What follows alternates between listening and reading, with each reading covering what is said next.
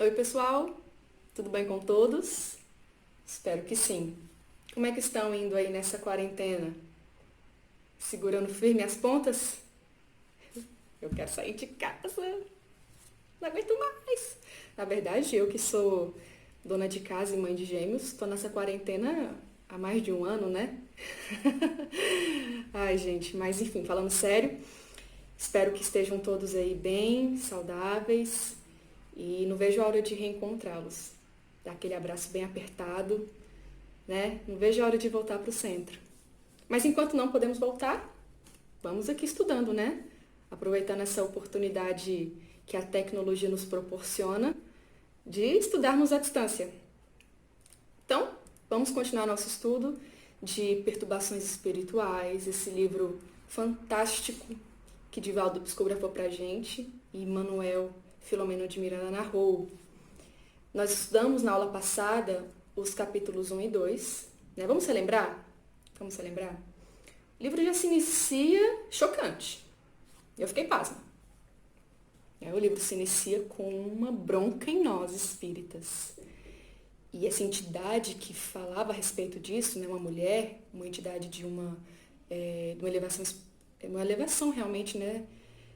Ela dá vários comportamentos que os espíritas, né, em geral estavam tendo, que nos faz refletir realmente. Eu fiquei bem reflexiva quando ela nos narrou que os espíritas estavam cada vez mais mesquinhos, que dentro dos centros espíritas estavam havendo muitas disputas, injúrias, maledicências, enfim, coisas muito graves e que a gente sabe que realmente acontece, né? E serve para nós, para nos observarmos, né? O nosso comportamento em geral, enfim, vale para todos nós.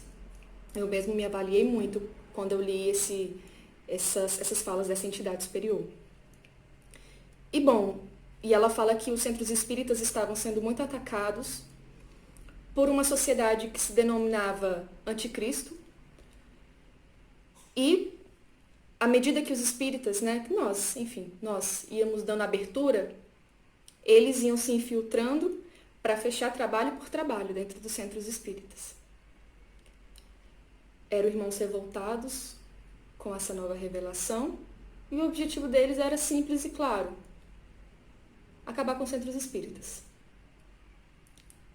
Então, Miranda, sob o comando de Bezerra de Menezes e acompanhado de outros irmãos, ficam responsáveis por uma determinada sociedade espírita séria que está passando por essas dificuldades. Estava ali sitiada de obsessores e os trabalhadores estavam, né, a maioria dos trabalhadores estavam assim, dando muita abertura.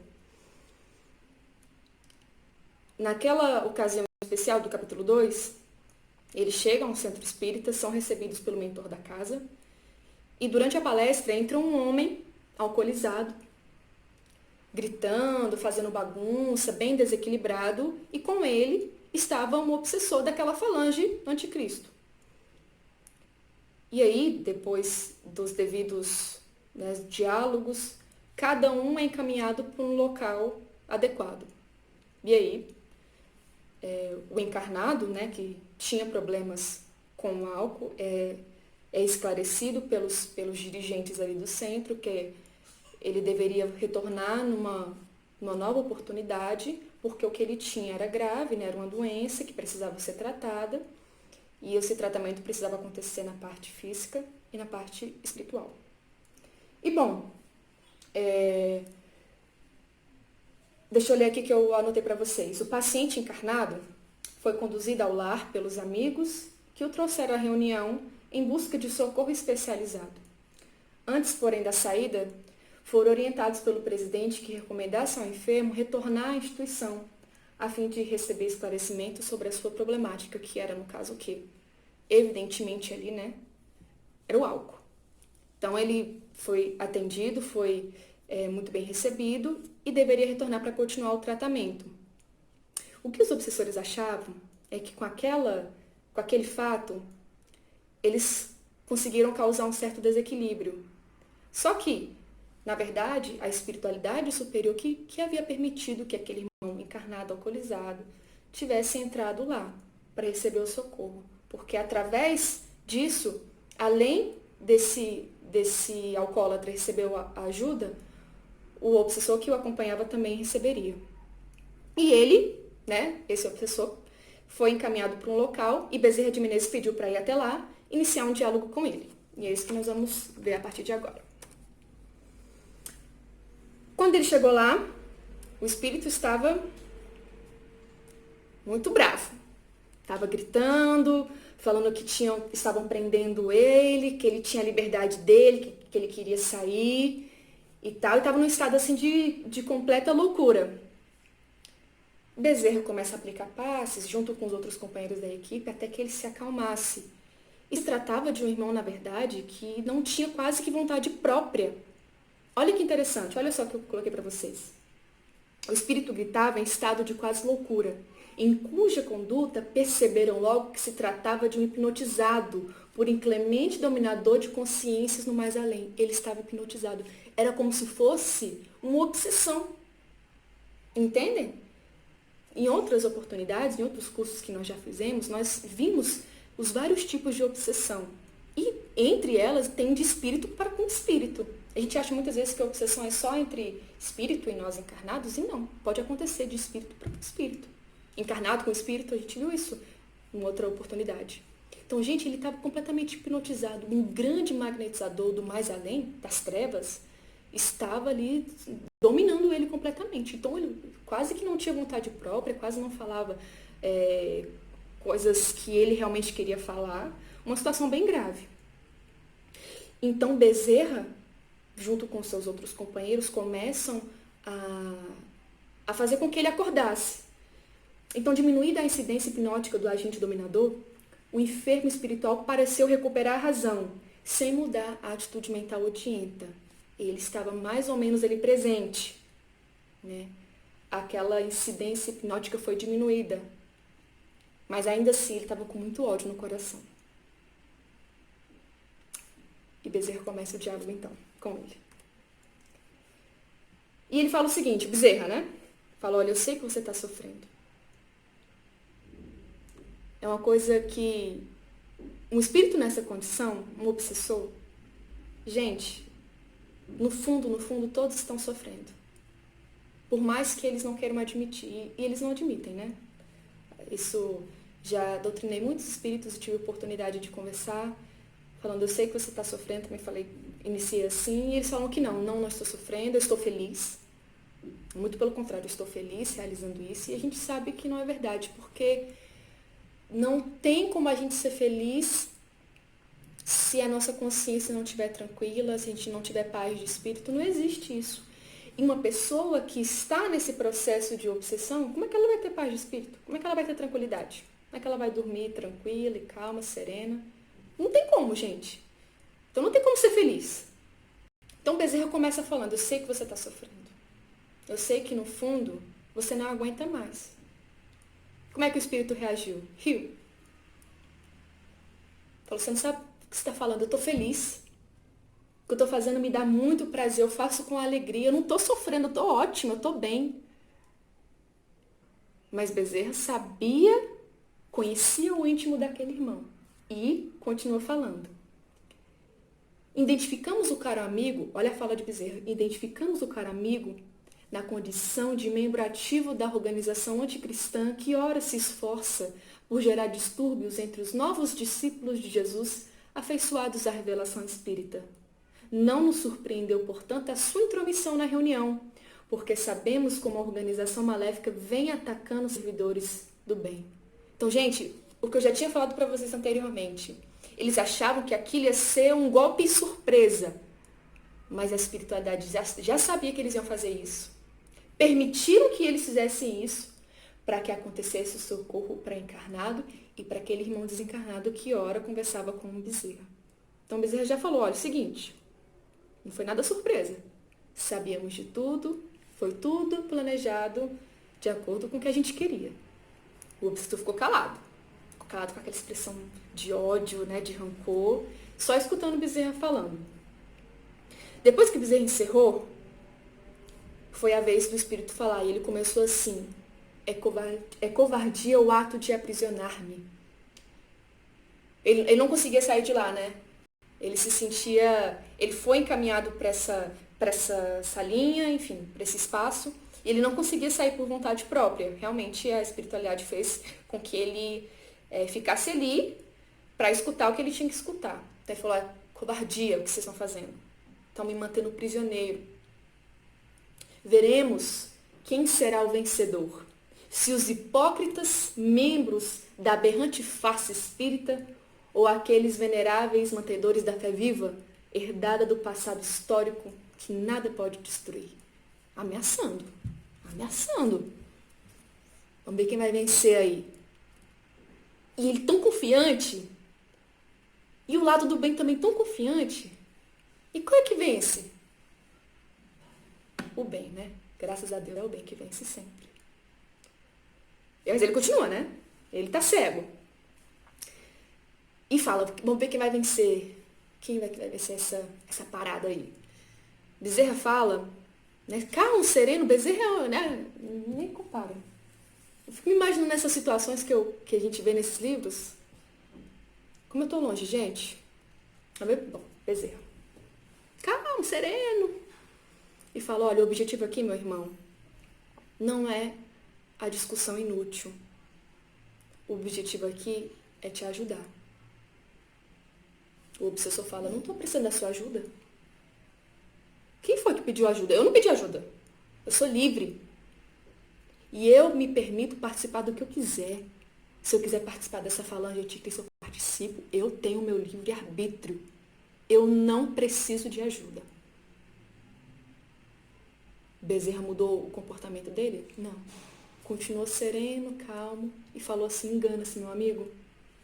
Você, como outros membros da sombria organização, foram arrebatados no túmulo e submetidos a métodos de lavagem cerebral e de dominação de cruéis verdugos da humanidade em regiões degradantes da erraticidade inferior. Utilizam-se de métodos infames, submetem-nos à hipnose ultrajante para roubar-lhes a vontade, mediante qual lhes anulam o discernimento e tornam-nos verdadeiros sonâmbulos sob o comando hediondo. Então, o que ele quis dizer com essa fala? Né? O que Bezerra quis dizer? Falou, olha, na verdade, você quase que não tem vontade própria. Quando você desencarnou, o seu espírito foi submetido a uma lavagem cerebral tão grande por verdugos da humanidade, uma lavagem cerebral tão grande que você é como um sonâmbulo, como um fantoche deles, para realizar os seus crimes hediondos. Foi isso que aconteceu. Então não tem como você falar do seu livre-arbítrio, de nada, você está quase que sem vontade própria.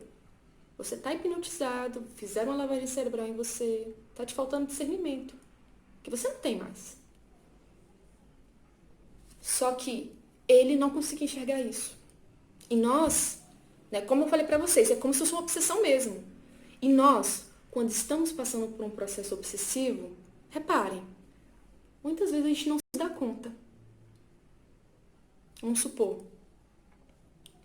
eu estou indo no centro, está indo tudo bem, estou frequente, estou assídua, e de repente me bate aquela vontade de não ir mais. Não quero mais ir para o centro. Não gosto mais, não gosto das pessoas, não quero mais ir para o centro. Muitas vezes essa vontade pode não ser minha. Não quero colocar a culpa só nos espíritos, não, mas vamos dar o exemplo como se esse caso fosse uma obsessão. Eu estivesse sofrendo uma obsessão para que eu não voltasse mais no centro espírita. Gente, até eu perceber que isso é um obsessor, podiam falar tudo o que quisessem. Eu fico cega. Não, esse aqui sou eu mesmo, não tem espírito aqui, eu não quero mais voltar lá. Tá vendo como é que é o processo obsessivo? Ele não nos faz enxergar. E esse espírito que estava sendo quase que, né, era um obsessor obsediado, ele não enxergava. E ele fala o seguinte, não concordo com a informação, porque eu tenho lucidez para fazer aquilo que me parece melhor e cuja tarefa me entrego com alegria, como disporsar-me dos males que me foram impostos pelos traidores do verdadeiro evangelho. Não concordo com o que você diz, Bezerra, porque eu sou lúcido, Eu faço o que quero e eu odeio os espíritas. Foi isso que ele falou. Bezerra, em mais uma tentativa de acordá-lo, diz: olha o estado que você se encontra. Olha as suas roupas. Olha os seus trajes. Olha a sua aparência, o seu desequilíbrio emocional. Se você notar o seu estado, você vai perceber que você não passa de um autônomo comandado à distância. Jesus o aguarda, a fim de proporcionar-lhe a consciência de si e a opção lúcida para a vida plena. E aí ele acordou? Não. Não acordou ainda. Não conseguia despertar daquele quase que sono profundo que ele se encontrava. E ele revida, diz: não insista. Isso é obsessão, hein, gente? Não insista. Porque quanto mais você fala nessa argumentação estúpida, mais me assula a animosidade. Quanto mais você fala, com mais ódio eu fico.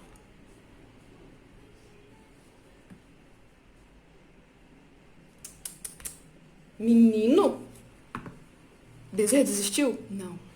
Eu tinha desistido? Acho que sim. Mas bom, Bezerra não, né? Ele falou: muito bem, já que você quer ser livre e eu,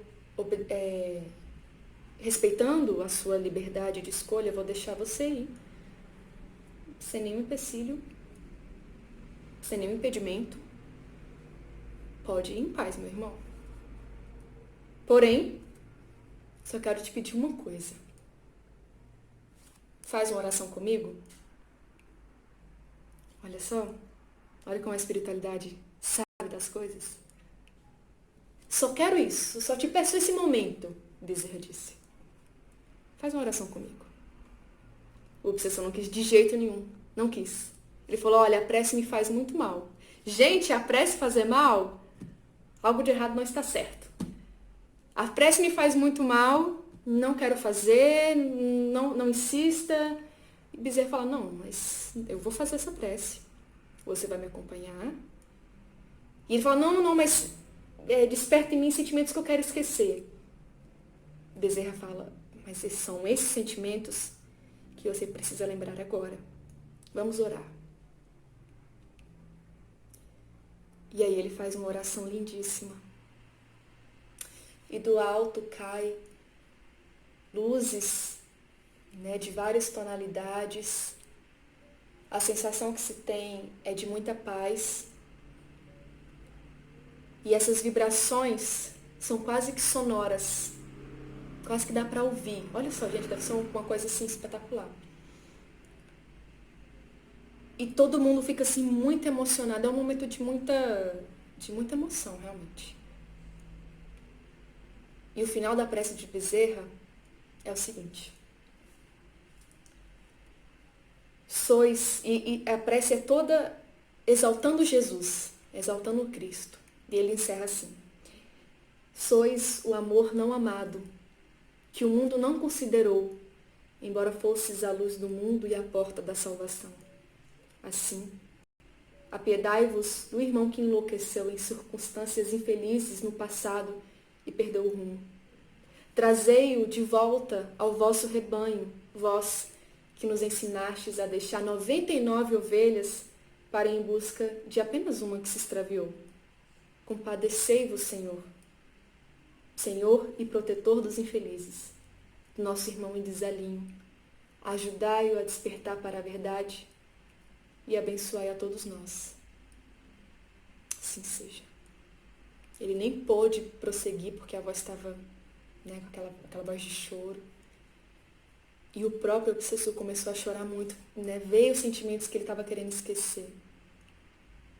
E de repente, o que acontece? Entra uma entidade no quarto. Um espírito iluminadíssimo em vestes franciscanas primitivas, aureolado de claridades sublimes, com as mãos estendidas, falando com o obsessor, com todo o amor que ele tinha no coração dele, falando assim: Gil, como? Jesus te espera há muito tempo. Não fujas do aguilhão, nem abandones a tua cruz. Venho buscar-te em nome dele. Este é o teu momento de libertação. Há quanto tempo aguardamos por esta oportunidade? Vem, vem, meu irmão, e abre os braços. E o que o Giacomo faz? Vai. Vai para aquele abraço e fala assim: Humberto, Deus te abençoe, muito obrigado. Porque não tem coração duro o suficiente que não resista ao amor. Não tem. E nós sempre temos do lado de lá uma avó, uma mãe, um amigo, alguém por nós. Sempre tem. Todos temos. E quando chega o momento, olha só, no fim, gente, tudo havia sido planejado pela espiritualidade. Eles acharam que mandando aquele encarnado desequilibrado lá, né, para causar confusão na palestra, e junto com esse obsessor, que ia dar tudo certo, que eles iam... A espiritualidade permitiu com esse objetivo. Olha só. Espiritualidade é demais. E aí, ele é auxiliado, é levado pelo seu companheiro, né, o Humberto, e é resgatado e levado para se tratar, né? Beleza? Esse é o nosso capítulo 3. Vamos para o 4, então. 4 é um capítulo chocante. A gente vê que não tem como piorar. Piora nesse capítulo. Antes da gente partir para a história que nós vamos ver nesse capítulo, o Bezerra ele nos faz alguns alertas bem graves, que eu coloquei aqui para a gente poder lê-lo juntos. Alerta de Bezerra. Neste grave momento de transição planetária, as hostes do Senhor estão atentas às ocorrências de todo porte que sucedem na seara dos trabalhadores da última hora, advertindo-os quanto às responsabilidades assumidas antes da encarnação. Quem são esses trabalhadores de última hora? Somos nós, espíritas. Somos esses trabalhadores. E que transição planetária é essa? É o que está passando o nosso planeta. Nós sabemos que os mundos em gerais têm 5 níveis de evolução. O primeiro nível é o primitivo. Nós já até passamos dele, né? O segundo é provas e expiações. É o que nós estamos vivendo. Estamos vivendo em um mundo de provas e expiações. O terceiro nível é de regeneração.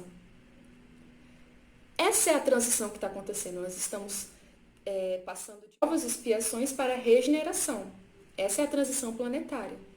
Em provas e expiações, o mal ele domina o bem. No mundo de regeneração, o bem domina o mal. E todo período de transição é muito conturbado, porque é dado a última chance para todos os espíritos. Ou você domina o mal dentro de você agora, ou você não consegue mais se encarnar aqui na Terra. Então é dada a vários espíritos essa última oportunidade. Então a gente vê muitas notícias chocantes, muitas notícias tristes. Estamos vendo muitos desencarnes coletivos, avião, doenças, enfim. Faz parte dessa transição. É difícil, né? É um momento que o planeta vive bem difícil, mas que logo vai se apaziguar, né? Muitas vezes essas catástrofes reacendem em nós sentimentos que estavam adormecidos. Deixa eu pegar o exemplo do que a gente está vivendo agora, do coronavírus, que é uma coisa realmente muito triste, está havendo muitos desencarnes. Eu fico só pensando como é que está a espiritualidade do lado de lá, né? Vendo em alguns países morrendo 1000 pessoas por dia, né? Uma tristeza. Mas nós, o que a gente pode observar? Que nós passamos a olhar diferente para uma pessoa idosa. Eu vejo nas notícias jovens que estão se mobilizando para levar comida para velhinhos, pessoas que se organizam para fazer marmitas para as pessoas de rua. Então, olha, aquela coisa que estava adormecida dentro da gente, ela reacende. E esses comportamentos muitas vezes vão continuar e vão realmente, mesmo após essa epidemia. Eles vão continuar. E aí o bem, ele vai dominar o mal aqui no nosso planeta. É uma coisa que faz a gente pensar. Então, nós estamos vendo essa transição planetária, né? O terceiro estágio é de regeneração. O quarto é o feliz e o quinto é o celeste ou divino. São os nossos estágios aí. Né? Passinho, passinho, a gente chega lá. Bom, então, continuando aqui o alerta do Dr. Bezerra pra gente, ele fala o seguinte. Outra coisa dessa primeira fala dele, além da transição, ele fala das responsabilidades assumidas antes da encarnação. Gente, nós fizemos uma lista de coisas. A gente, antes de encarnar, prometemos mundos e fundos. Eu vou fazer isso, aquilo. Põe aí, põe na minha lista. Manda pra mim, manda as dificuldades. Manda a dor. Manda, que eu aguento. Aqui, ó, eu aguento. Aí vem a dor, aí a gente, eu não suporto mais. Nós fazemos isso. Eu faço muitas vezes. Quando vem a dificuldade, a gente fica assim, meu Deus, por que eu?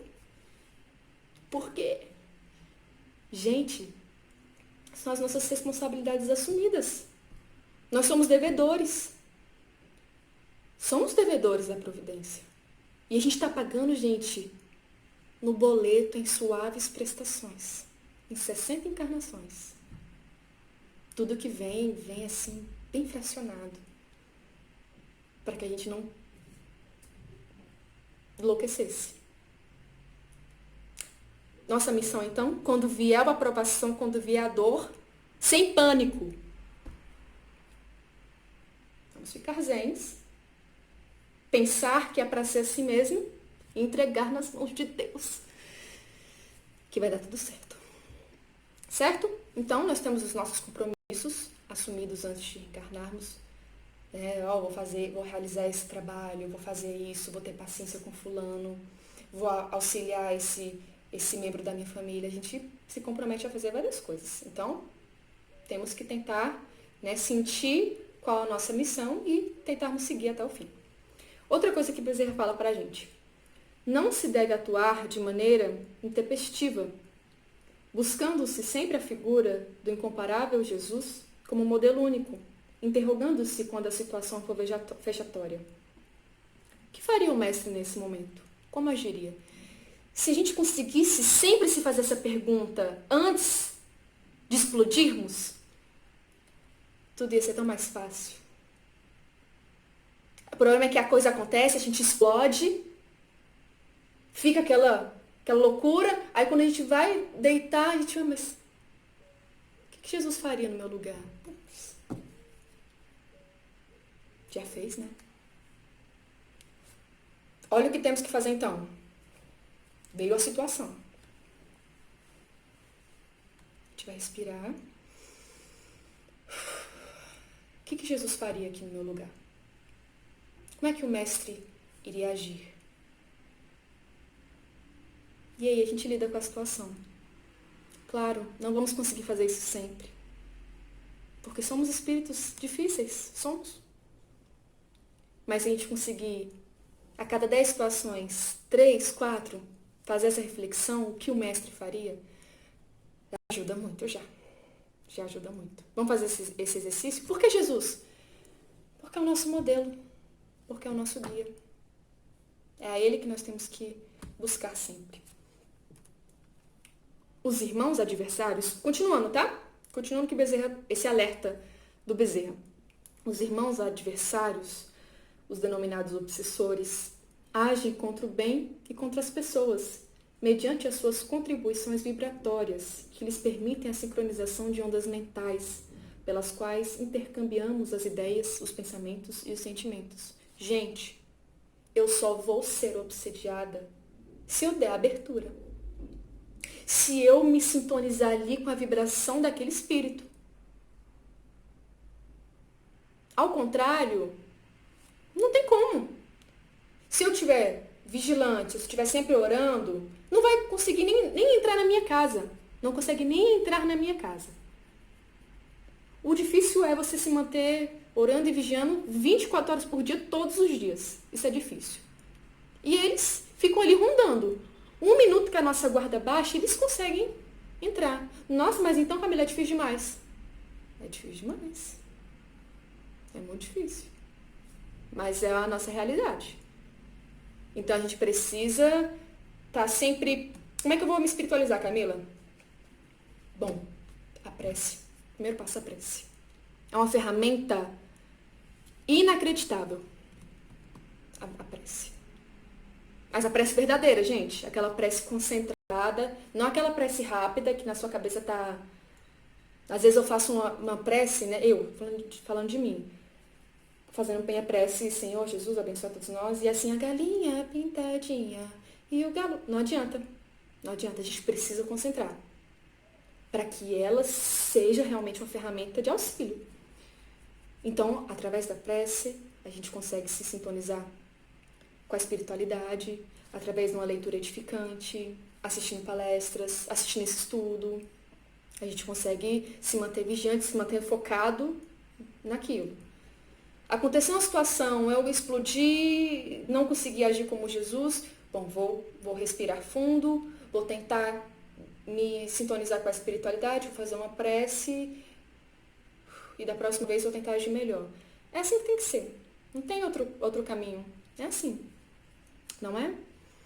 Então esses obsessores, eles ficam ali esperando um vacilo. Poxa, mas eles não têm mais nada para fazer, Camila? Não.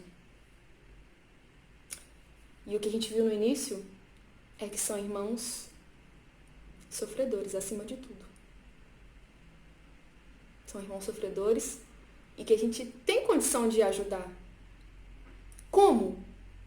Como que a gente vai ajudar os nossos obsessores?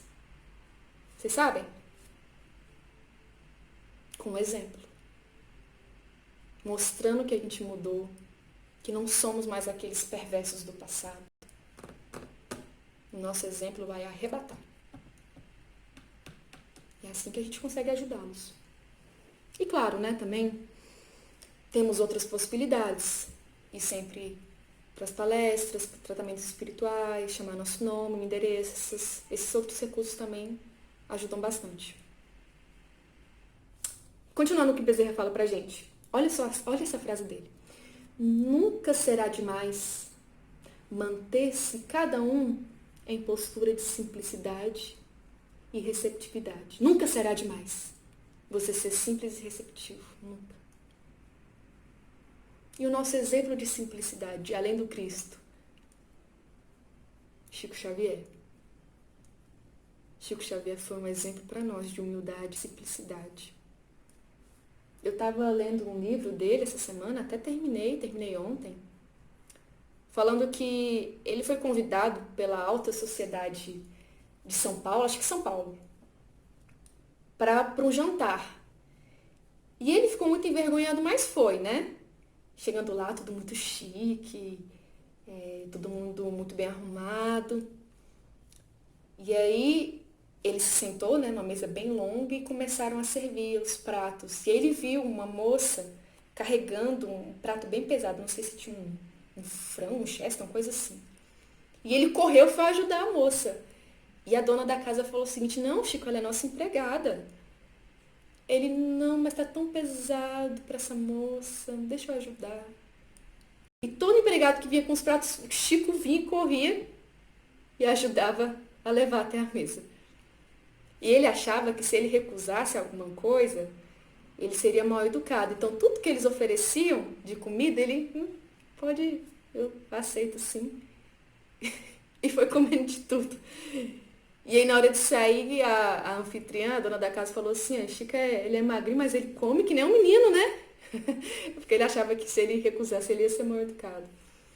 Mas, enfim, essa é só uma das muitas histórias que Chico tem de simplicidade, de humildade. Foi um espírito realmente único aqui na nossa terra. Então, nunca é demais nos mantermos receptivos A receptiva quer a que os outros falarem, a contribuição dos nossos irmãos. E simples, né? Nunca é demais. Bom, então, depois dessas reflexões que Bezerra deu, ele convidou a sua equipe a ir até a casa do presidente daquele centro espírita, que se chamava Eduardo, né? O presidente se chamava Eduardo. Eles foram até a casa dele, era um apartamento luxuoso. E logo que entram, percebem que ele está dormindo e, na verdade, lutando contra um outro espírito que ele estava com ele. Estava numa situação de perturbação muito grande. E aí, antes deles tirarem, né, aquele espírito dali e levar o Eduardo para o centro espírita, a gente precisa entender qual era a situação daquele centro espírita, que o Eduardo era o presidente. Qual era a situação que estava acontecendo ali? Intrigas que geravam desconforto, frivolidades, acusações indébitas substituíam a fraternidade, grupos fechavam-se e agrediam outros, setores da atividade da casa isolavam-se e tentavam sobrepor-se aos demais, competições, desavenças por cargos, substituíam a simplicidade em campo de batalha e a perda da sintonia com a espiritualidade superior, lentamente transferida para os serviçais do anticristo, que se haviam infiltrado nos diversos setores que envolviam seus responsáveis, que se censuravam reciprocamente, mas não se examinavam. Gente, era essa a situação daquele centro espírita. Intriga, agressões não. Grupos fechavam-se e agrediam os outros, né? Setores tentavam se sobrepor, tudo isso, né? Tudo isso que eu já falei aqui. Era essa a situação do centro. As pessoas reclamavam das outras e não se examinavam. E como é que estava o presidente? A gente pensa, não, o presidente deve estar bem, né? O presidente do centro deve estar mais encaminhado.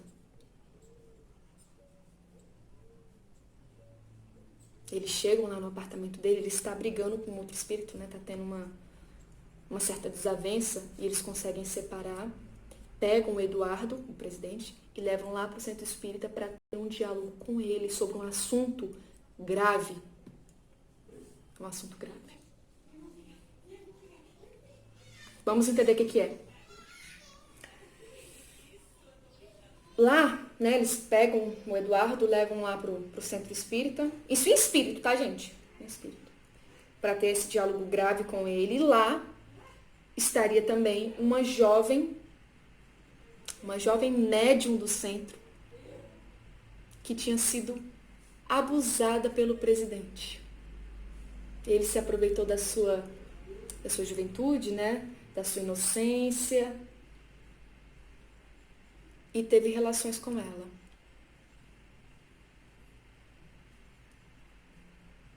E o presidente era casado. Camila, tem como piorar? Tem. Vamos entender essa história. Quando ele se deu conta do que acontecia ali,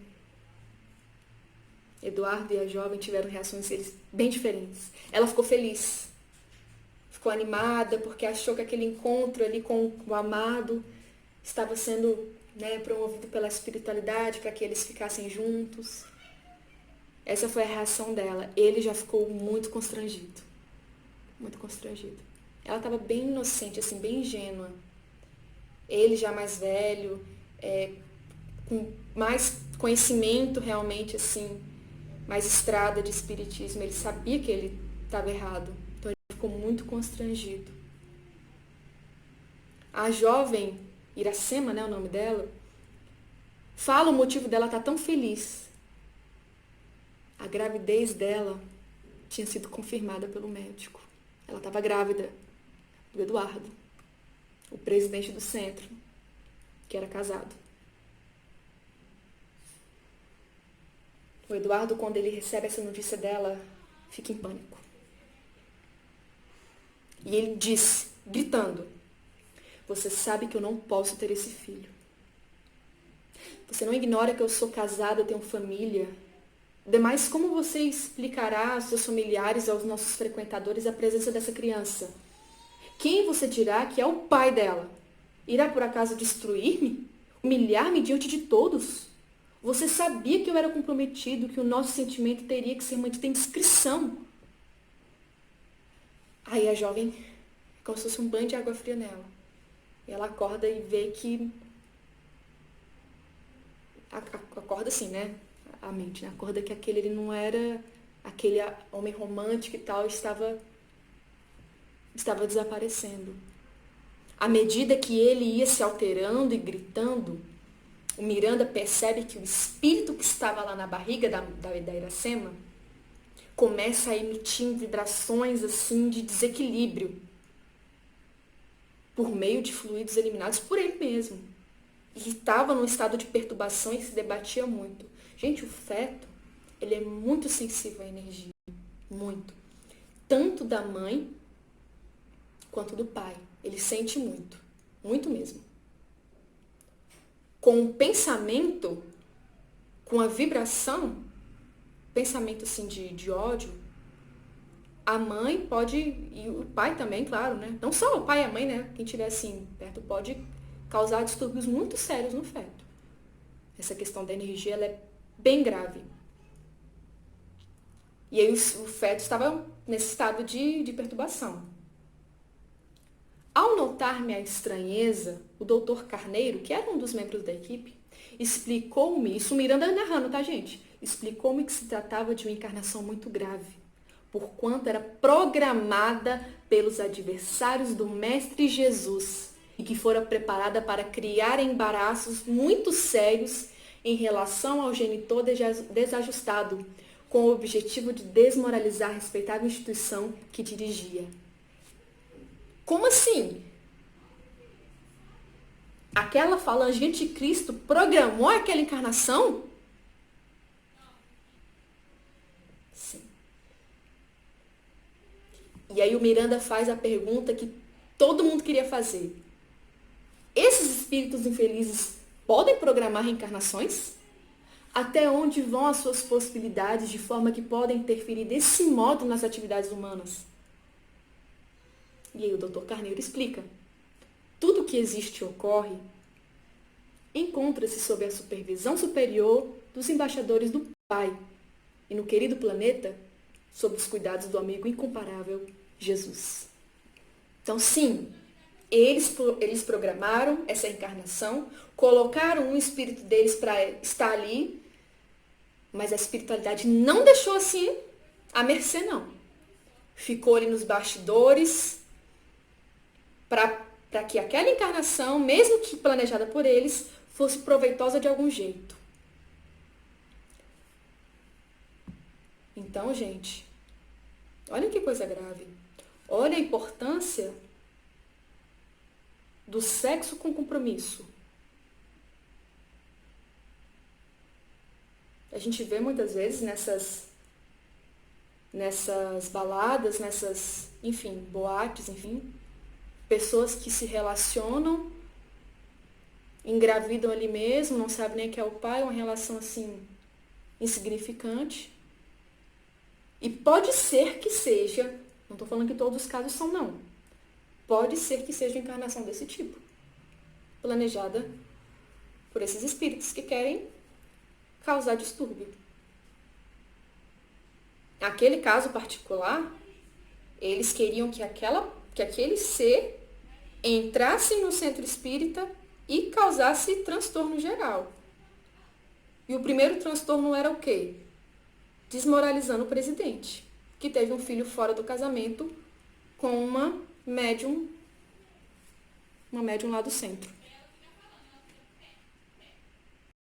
Grave, né, gente? Muito grave essa situação.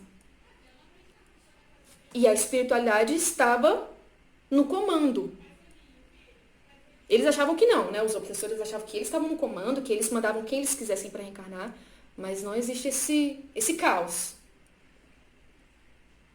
A espiritualidade fica ali nos bastidores. Como naquela situação que aconteceu lá no centro espírita, que o rapaz entrou alcoolizado, eles achavam que estavam dominando, e na verdade a espiritualidade tinha permitido?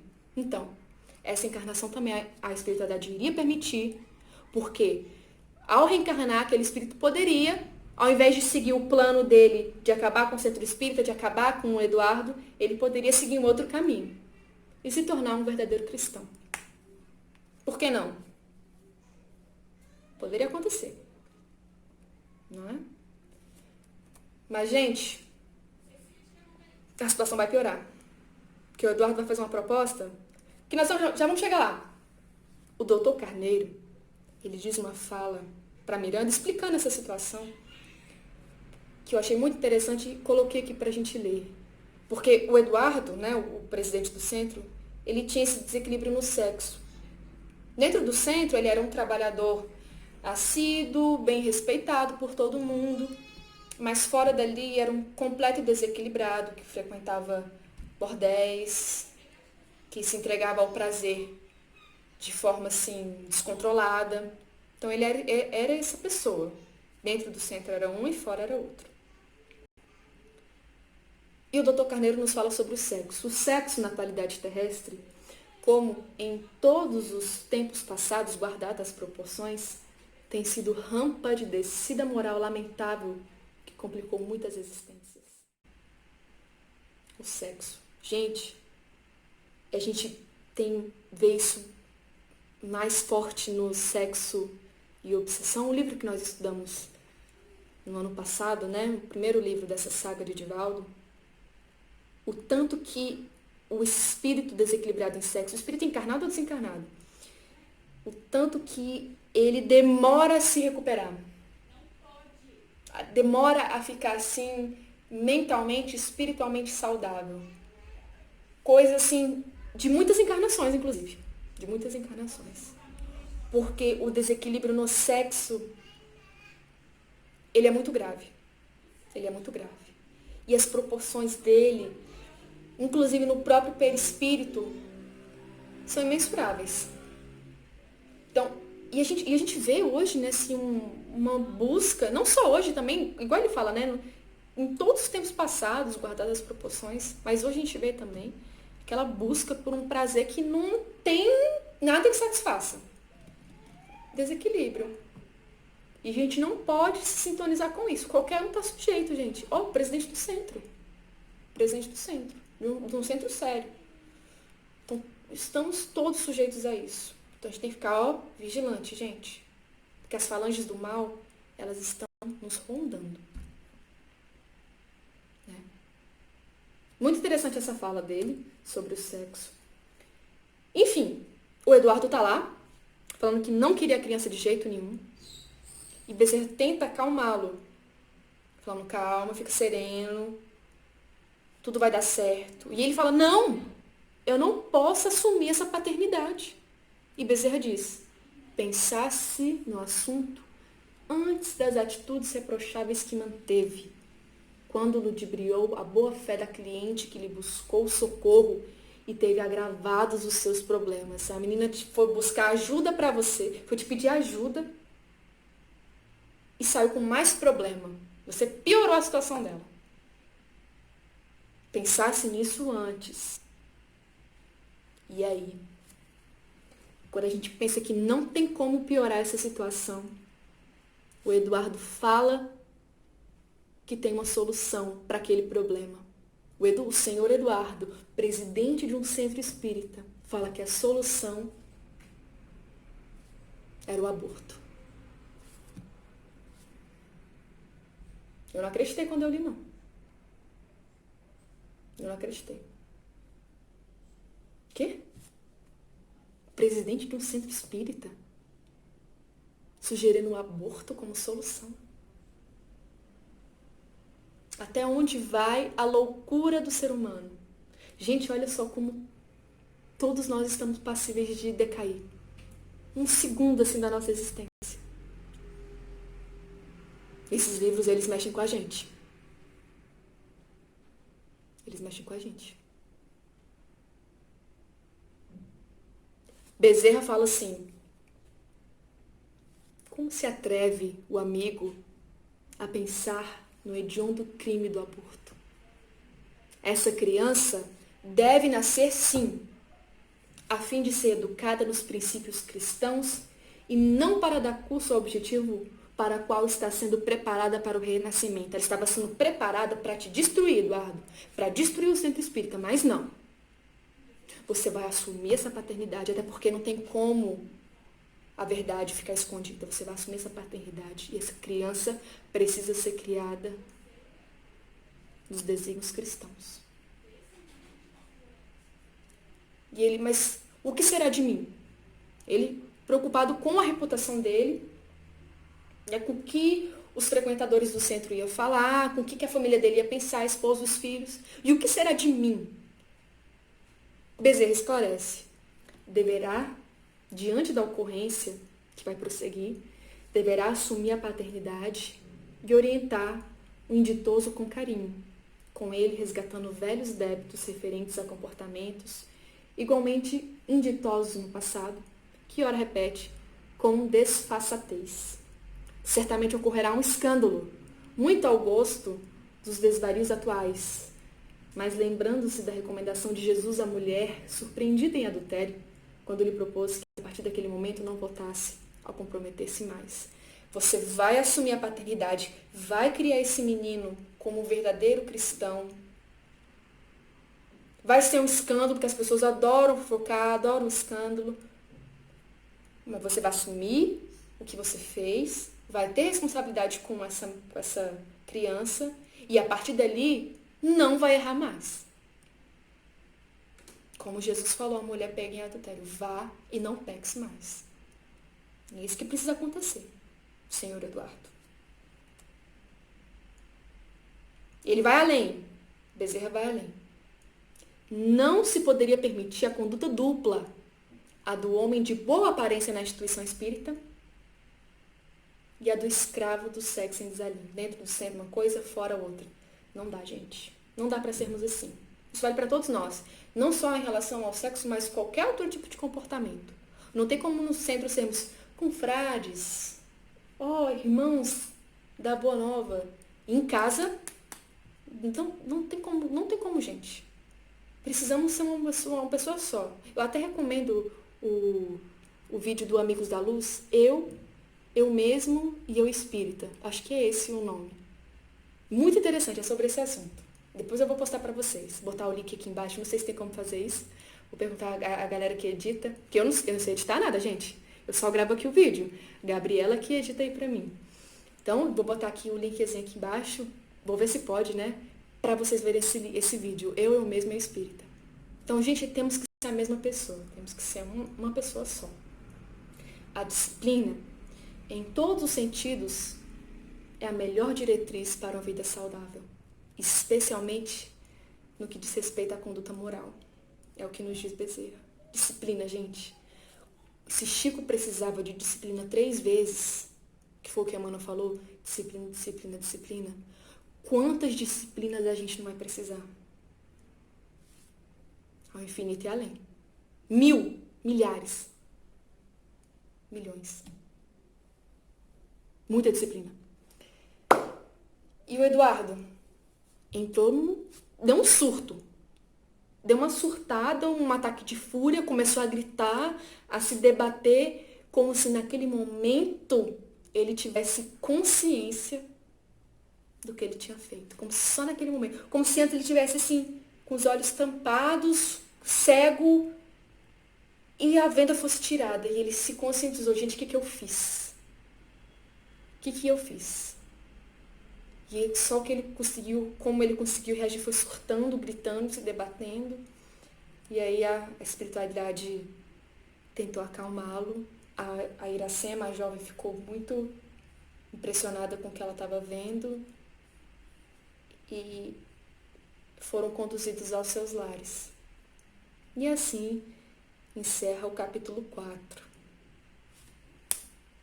Eita, que essa história ainda vai ficar melhor ainda. Muitos aprendizados para todos nós. Esses livros, eles têm assim, lições que a gente leva para a vida toda.